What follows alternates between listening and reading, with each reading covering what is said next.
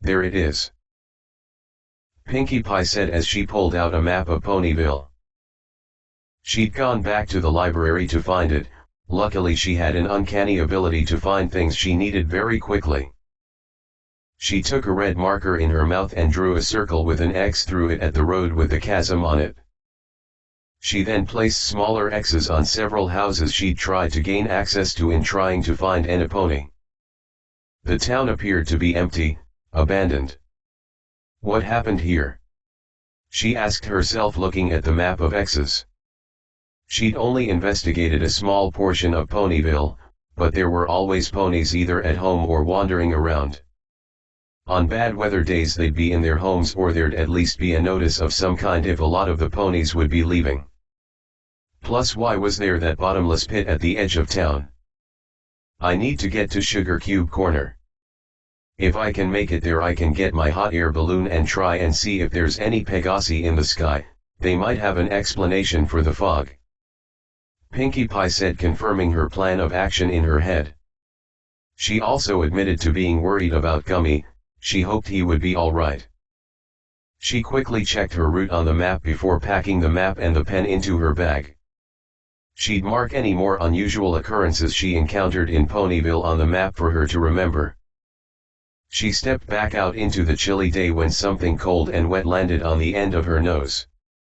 Huh? Pinkie said, trying to see the end of her nose. She shook her head a little, then looked up into the sky. Small specks of snow began to appear as they slowly fell to the ground. Snow.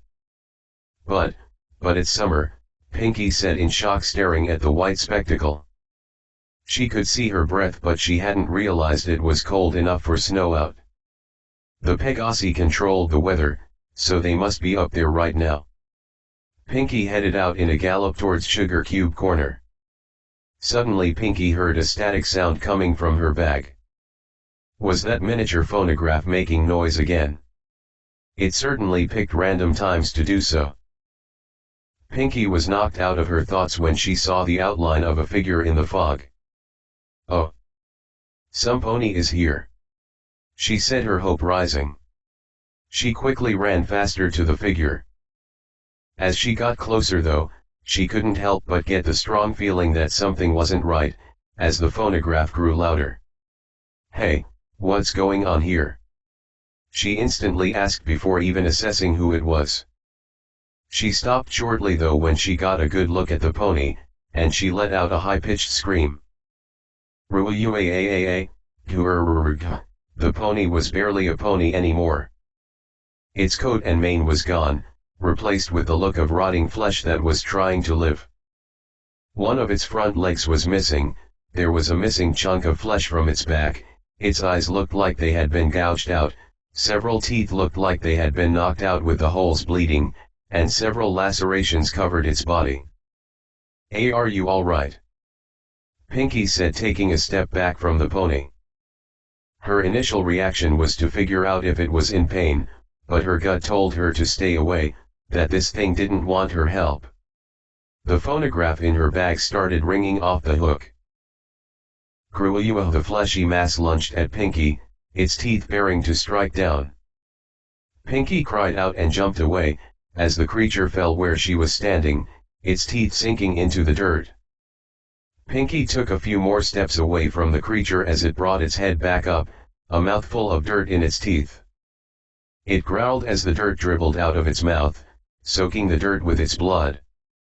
It began to slowly lumber towards Pinkie again, growling as it seemed to smell her out. Stay back. Stay back. Pinkie cried out, trying to backpedal away from the terrifying creature. It growled and moaned, dripping a trail of blood as it was intent on tracking her. The creature terrified Pinkie. It looked like it was on the verge of death, yet it wouldn't die. Instead it was intent on attacking her. Every fiber in her being told her to run away, run as fast and far as you can from this creature. Stay away from me, she cried before her legs finally took action and ran around the creature, quickly galloping away. The creature went to lunge again, its teeth implanting on the dirt once more as Pinkie ran past. As she got farther and farther away, the phonograph in her bag began to settle down, before going silent once more. She collapsed into a sitting position as she breathed heavily. Her heart was beating a mile a minute in her throat. What was that thing? Why had it attacked her? Why did it look like a pony? Why had she not seen any pony else but that thing? Sugar, cube, corner, Pinky panted, trying to calm her nerves. She bit down on her arm, pinching herself to remind herself she wasn't dreaming. She was in control of herself. She could run away from what she saw. This was not a dream.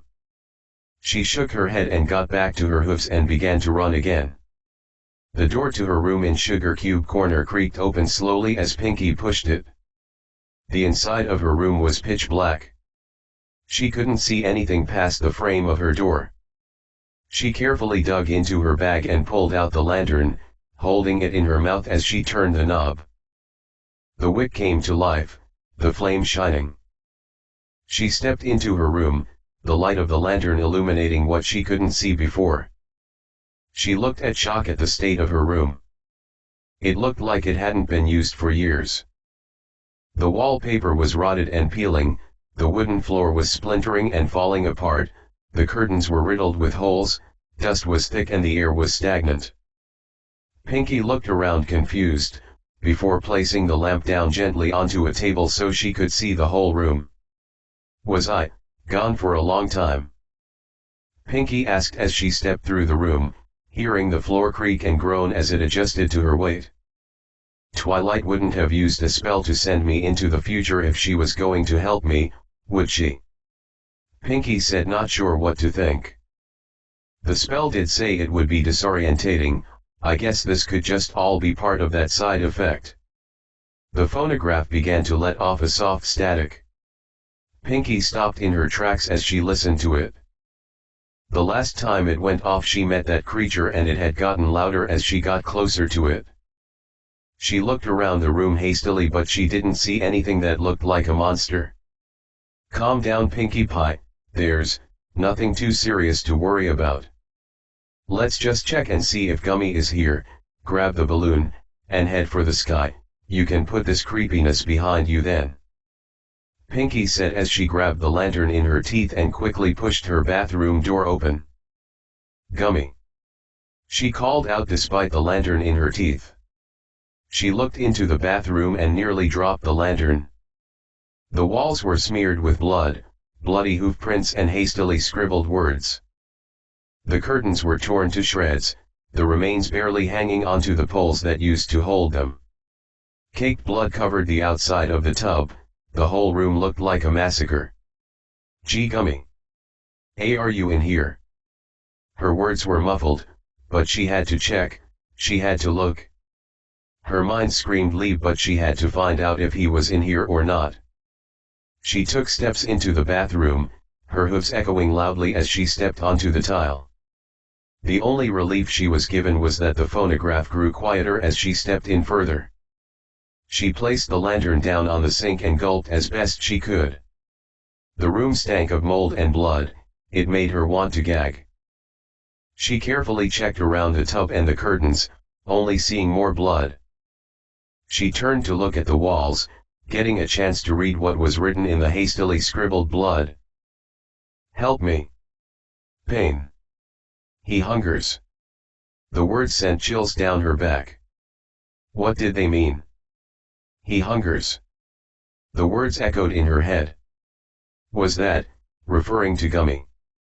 But Gummy had no teeth, the only thing he could swallow was the mushy gator food she bought for him.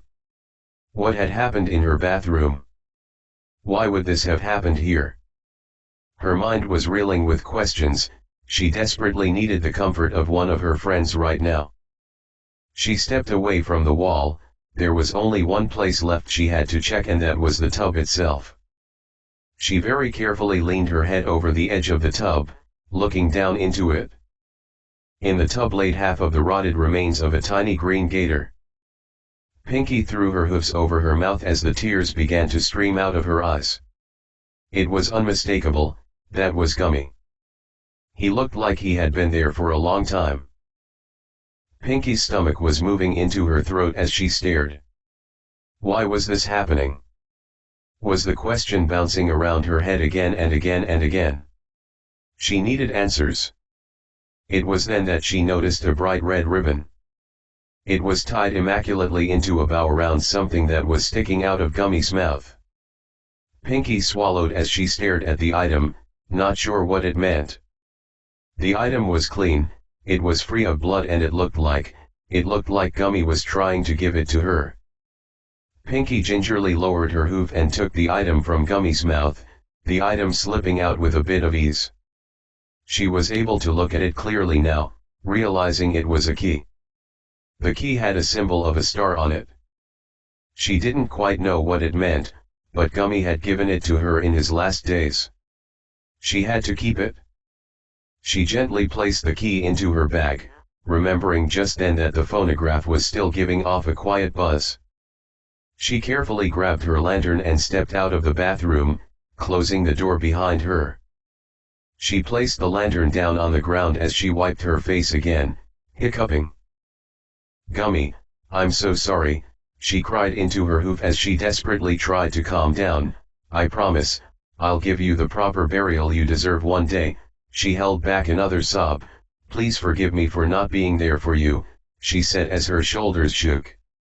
Her attempts at calming down were failing. The tears were pouring out stronger now. She just wanted to sit there and cry. Her mind snapped aware when she heard the buzzing grow louder, turning into the high-pitched ringing. Whatever was setting it off was getting closer. That meant she didn't have the time she needed to sit there and cry her heart out. She had to move, or the fate that befell Gummy was going to befall her too.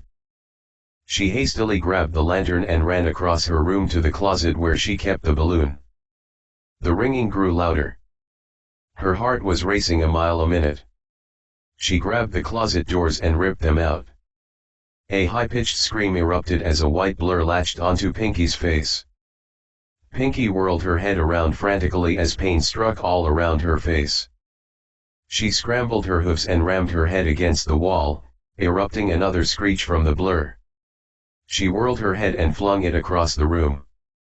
Pinky breathed heavily as she felt blood trickling down the side of her face. She turned to look at her attacker, her eyes opening in shock. Writhing on the floor was what looked like the upper half of a hairless young filly, its white skin beginning to rot on its bone, its two front hooves grasping for land as it flailed on its back, its eyes covered by a white bandana as its black mouth opened, a long tongue flickering out as it let out its wailing cry. The screech of the thing struck her ears harder than the loud ringing of her phonograph. Pinkie Pie was speechless upon seeing this creature. That thing resembled a filly. Her stomach did a flip. A full-grown pony was one thing. The creature found its way right side up, its wailing screeches quieted down as it seemed to be tasting the air, its tongue flicking about. Pinky winced as she tried to take a step back, only to find a wall there. The creature's head snapped to look straight at Pinkie Pie. It let out another wail as with shocking speed it began to crawl straight at her. In a blind rush she quickly jumped to the side, the creature slamming its head straight into the wall. It let out a wailing cry as it flailed its head in pain. Pinky's heart pounded in her throat as she watched the creature. Its wailing cry made it sound so pitiful. It had left a sizable bloodstain on the wall and its head was bleeding profusely. It flailed its head back and forth. Pinky wanted to reach out and help it, she wanted to stop its pain and let it know everything is all right. The creature let out a blood-curdling scream and rushed at her again, its mouth clamped down hard on her leg. Pinky cried out. She flailed her leg trying to get the creature off, but it held on with a tight grip. She began to run around trying to shake the creature, but its grip seemed to get tighter. She couldn't hear anything beyond her screams and the beating of her heart. She stopped next to a wall and slammed the creature hard against the wall. The creature was still there. She slammed it hard again. She slammed it again and again and again. Warm blood splattered against the wall and onto her coat. She slammed it with all of her might against the wall. The creature slid off as life escaped its body, collapsing onto the floor with a thud. Pinky's breath filled her lungs with fire as her body shook with adrenaline. She looked down at her bleeding leg and then at the creature she'd just finished off. "Oh no, oh no, oh no, oh no," Pinky said in a shaky breath as she stepped backwards from the creature. She hadn't meant to kill it. Did it deserve death? It had attacked her, but was it the right thing to do? She sat on the ground panting, her body shaking, her mind reeling. She looked down at her body and saw the soft splatter of its blood against her coat.